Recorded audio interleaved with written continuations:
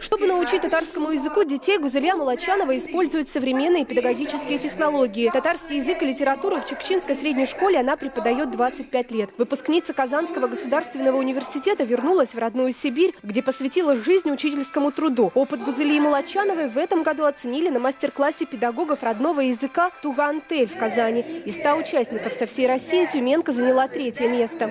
Сегодня мы активно делимся опытом, потому что внедрение вот этих новых образовательных стандартов через современные инновационные технологии позволяют нам достичь больших результатов. В обучении языку Гузалия Молочанова использует урочные и внеклассные часы, работу с родителями, вовлекает школьников в науку и публицистику. Результат налицо. Каждый год ученики из села Чикча Тюменской области становятся победителями и призерами на областных, всероссийских и международных олимпиадах по родному языку.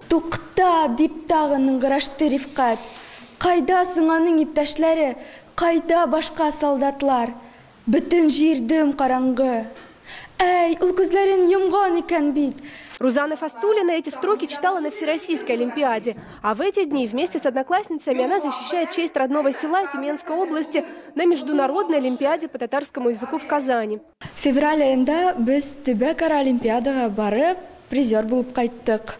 Анда без биремнәр үтәдек, һәм сәнгатьле итеп юбиляр язучылар ул Фанис Яруллин һәм Разил Валиевныкы әсәрләреннән өзекләр сөйләдек. Миңа бик охшады анда. Мин җиңүче булдым. Хәзер сезгә бер өзек сөйләп китәм. Мин үземнең телемне бик яратам һәм аның тарихын белергә тырышам. Монда миңа минем әти-әнием һәм укытучылар булыша.